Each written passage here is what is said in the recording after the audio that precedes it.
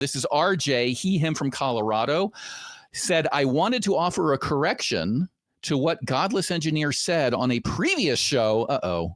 So now we're going to have to hear the previous show about the Midianite female slaves. So it's somewhat related. So I'm going to put RJ on, he, him. RJ, what do you think that Godless claimed? Let's just stick with that. And then Godless can confirm he said that. And then if we agree on that, we can then hear your correction. So what do you think Godless said? Okay, and this was January 7th. He was on a caller with Justin, I believe, with a different caller. It wasn't me that called in, just so you know. Mm-hmm. So there's two corrections. One is he said that they were underage women. Okay, so that's first. One, let's stick with the claims first rather than the corrections. One, Godless Engineer said that Midianite female slaves were underage. That's the first thing you want to correct. Second, what was your second misstatement? His misstatement was that they could basically just rape these girls, that they didn't have to marry them. Okay, so second claim. We'll get to the corrections. I want to make sure that Godless Engineer agrees with his positions here, with what you say he said. So second claim is for Midianite female slaves, somebody, assumingly their owner, could have sex without consent for them and did not have to marry them. Those are the two statements. GE, does he have you right? Is that what you said? Underage was okay. Underage and raping female slaves without marrying them. So, Godless Engineer, what's your position on those? Right. Yeah. So, yes, I said both of those things, and I can explain them. Okay. So let's start with underage girls. And I want to go through this step by step because I don't want to gish gallop you or just throw a whole bunch of stuff your direction there, RJ.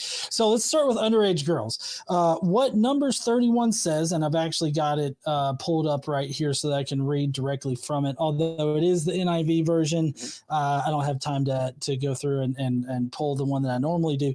But so the NIV says, now kill all of the boys and kill every woman who has slept with a man, but save for yourselves every girl who has never slept with a man. So, I mean, at that time, if you're a girl and you're not married and you have not slept with a man yet, you're typically going to be post-pubescent, like just coming out of puberty. And that happens between, 10, I'd say between 10 and 14 years old. So we're talking about a wide range of girls at this point in time that would be considered children between 10 and let's say 17, 18 years old. Normally in these societies at this time, in Israelite society especially, as well as a general thing in the ancient Near Eastern culture, is that girls would be married as soon as they could.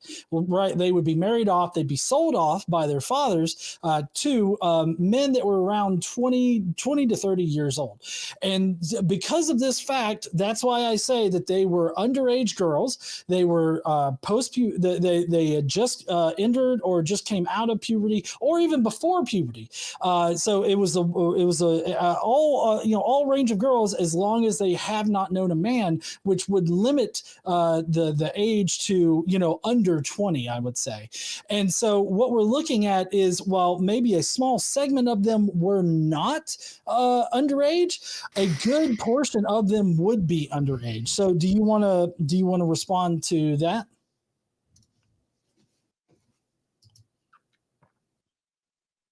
RJ? Yeah. Okay.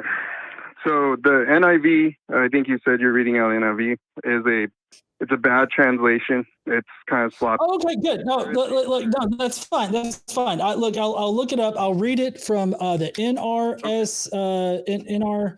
NRSVUE, I believe.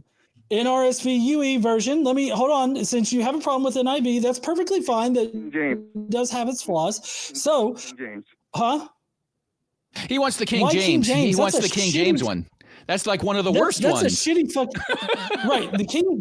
So first of all, there, RJ, King James is a really shitty version to read from. Two, the NRSVUE, which is the updated addition to the NRSV version of it, is actually trying to faithfully translate from the original language into modern English, and so that's actually a better translation. I'd suggest you actually read that one.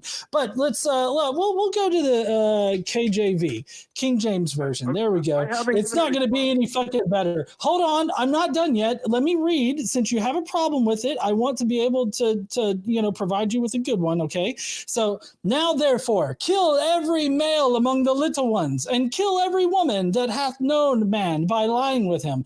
But all of the women, children. Let me repeat this really loud so that you can hear the words that are used. But all of the women, children that have not known a man by lying with him, keep alive for yourselves. Why? Yeah, let me ask you this, RJ. Does it say to have sex with them? Does it say to have sex with them? What do you think it means? What do you think it means, RJ? Tell us what you think that means. Okay, hold on. Hey, let me respond. You guys, let me respond. I just asked you a question. Respond. Don't prologue. Don't prologue. Don't soliloquy. I asked you, what do you think about that? And your first words out of your mouth was, "Let me respond." Okay, go. Yeah, that's right. First Corinthians 7:3-6. Wait, whoa. Wait a second. No. The question was, you objected to the age definition, you objected to the fact of why were the men keeping the child girls and women, quote unquote, for themselves. Right. So my question is, what do you think that was for? Servants. That is a servant. Okay. Let me ask this. Right. Let me hold on. Okay, so Godless is going to assume that's true. Go ahead, Godless. I haven't even given my rebuttal. I haven't even stated my case, and you're already coming out at me. You said servants. You think that they are not going to have sex with them because they are being kept for servants, right? Right. Right. Okay, that's all we need right now. You will have a chance to talk in a minute. I assume Godless has another point to make that I'd like to address his point before we go through the motions of having you cite some other book, because he's got a point to make, and then we'll come back to you if there's a debate as to whether or not the usage of the idea of servants is legit or not. So Godless, how do you respond to that this was the purpose of keeping young girls and women who have not had sex with anybody else only as servants? Go ahead, Godless. Okay, so if that were the case, then why would they specifically only want to keep the girls who have not had sex yet, the virgin girls? Why would they put such a heavy emphasis on the virginity of the girls as far, if it wasn't for sexual purposes? Number one. Number two, if that were the case for servants, why would they kill the small boys and other boys that were there that could also be used as servants? But also, why does the virginity preclude other women from being servants? If they're just going to be used as servants in a slave capacity, then it kind of seems moot to say, oh, don't take the non-virgin women. They can't be servants for whatever fucking reason because they've touched a dick. That doesn't make a whole lot of sense to me. But if you go to Numbers 20, wait. We promised RJ he could respond. So RJ, so what we have so far, just to summarize it, RJ, I'm going to summarize and let you speak. Right. Okay, pretend this is a courtroom. If a judge monologues and then it's my turn to speak, I don't sit there and complain that the judge monologued. I start speaking because it's my chance to make my case. All right, and it makes me look foolish to sit there and complain when somebody just said, please give your case. So here we go. You said the girls would not be used for sex. They would just be servants. Godless then said, okay, so why is the delineation of who can be kept as a servant amongst these prisoners only virgins? How do you respond to that? Okay, because male servants can grow up and they're more powerful than female servants, and they can rise up against the tribe of Israel versus a female servant. As female servant. That wasn't the question. I'm not interrupting. I just want to redirect. Israel.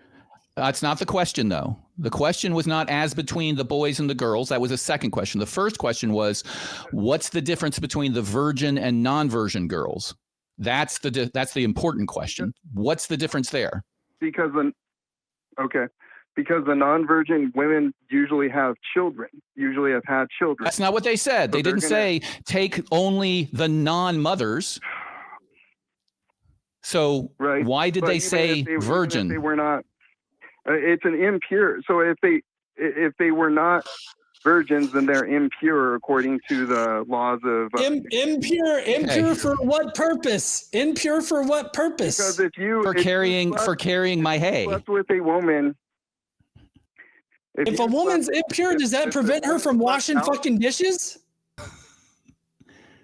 You guys don't understand. And then they used the servants to clean the temple too. The servants in the temple had. Oh wow! Okay, there were all right. certain virgins too. Okay. There were 32 of them. So this is to the temple. Understood. So here's what's going on in my mind. Okay, I need you to understand, RJ, that my case.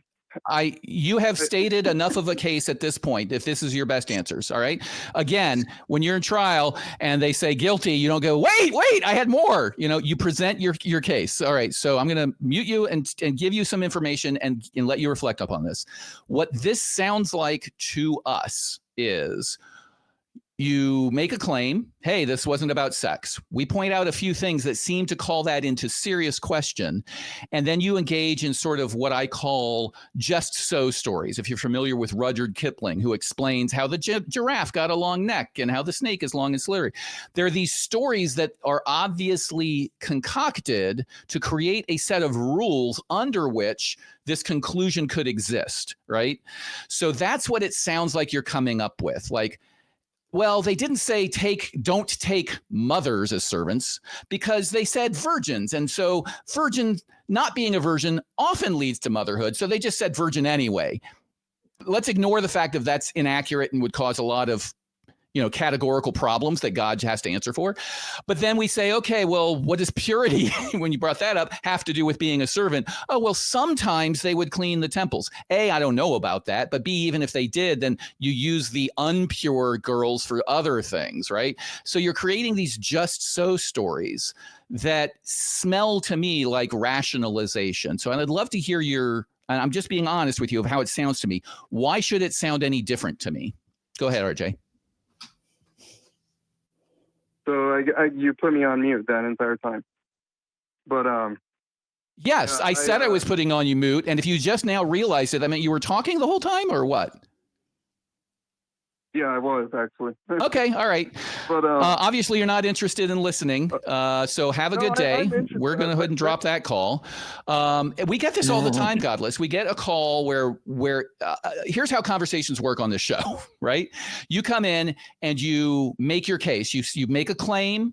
I was very careful at the beginning of the call. I said, you state what the claims are. We'll have Godless agree whether or not he said that, and then we'll hear what you say.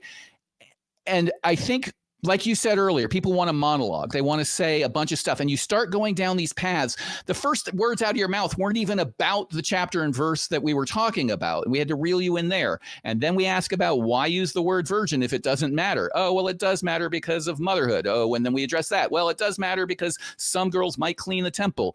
This is just making up shit to justify this obviously barbaric story. I can't think of another explanation for it. How about you, Godless?